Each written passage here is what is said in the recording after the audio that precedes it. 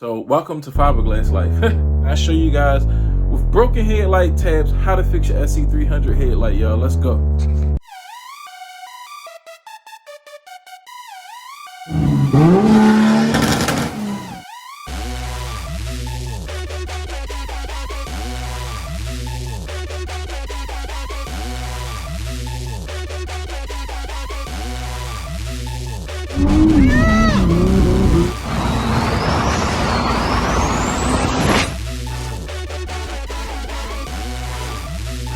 What up?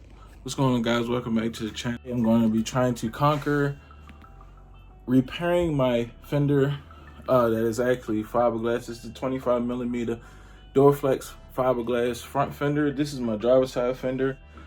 I run a quick release on my front bumper, which is this right here. So this actually bolts here, but as you see, I had already laid the fiberglass bondo down, but it sits here. But what happened was it actually broke completely out, and doing the actual street team, as I was driving, my bumper kind of folded back as I was driving and just ruined this whole section here. Cracked this, made the rat peel off due to, most of this just hitting the tire as I was driving. So I'm actually gonna go ahead and repair this part of the fender and this part of the fender, because the hole that the bolt that bolts underneath the car, that piece actually ripped off too. So welcome to Fiberglass Life. The reason why I chose to go fiberglass is mainly because it holds its form. It's lightweight. It's fairly easy to repair. Like literally, I just laid the fiberglass bondo down. Now I just sand it down. This doesn't have to be pretty because you'll never see it. And it'll work. So go ahead, get out here, get this thing sanded down, get it fitted to the car. Bolt my bumper on, and I gotta fix my headlight. And I show you guys with broken headlight tabs how to fix your Sc300 headlight, y'all. Let's go.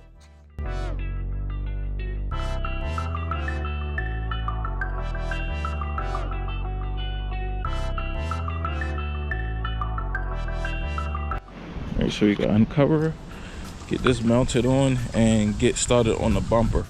I'm pretty sure I didn't show the new motor setup in the last video. I went over most of the black parts of the car, as far as frame wise, with some spray paint for right now, and it looks 10 times better. So went back to like the silver look, nice and shiny, because I got the billet covers.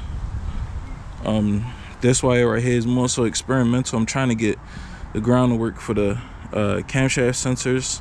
The crankshaft sensor works, but it's like for some reason the ground on the actual shielded wire, the filter for the shielded wire, he wanted you to ground it here on the kit, but it didn't work. So I'm trying to ground it. If not, oh well, I'm not worried about it right now, but it's a good look, looks good. I got my oil pressure sensor remote mounted. I got to get some covering to cover these up and make it look nice and actually bolt it down. It's just sitting, but it's not going anywhere. So let's go ahead, get this fender mounted on, and get started on the bumper so I can put my car back together.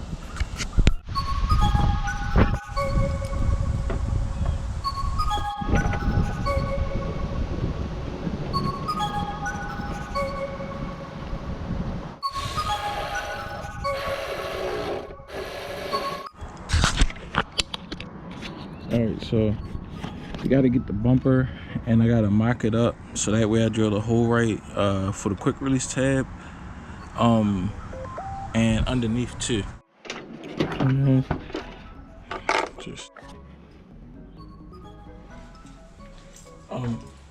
Alright guys, so the way I usually fix my headlights when the tab breaks on these little eBay headlights is literally, it's called a plastic welder. I could put a link in the description. But in my case, I do have the other piece of the tab. So what I usually do is just stick it to here like so. Take some of the plastic, literally lay a layer on, melt it down on top, melt it on bottom, let it dry up, put another layer on the top and the bottom, let it dry up, and then I drill through it with the drill.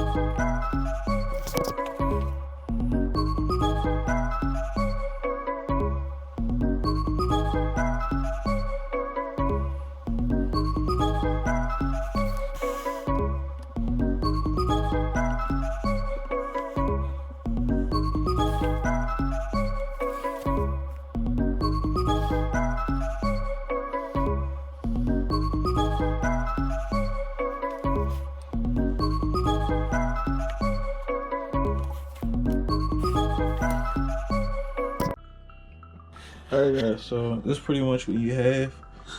It's literally like a mounting bracket in its raw form. So right now I'm just letting it cool off. I'm gonna throw another layer on top and we should be good to install it on the car. Just gotta drill a hole for the mounting hole. But the thing with this is it's gonna leave a rough finish.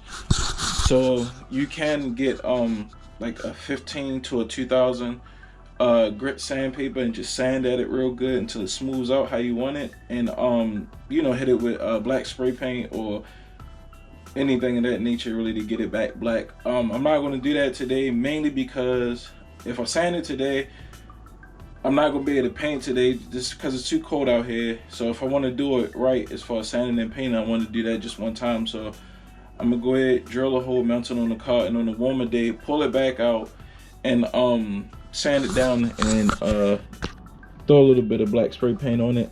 And I do have to pull it out anyway so I could throw my covering on my actual harness wires so it looks real neat and professional.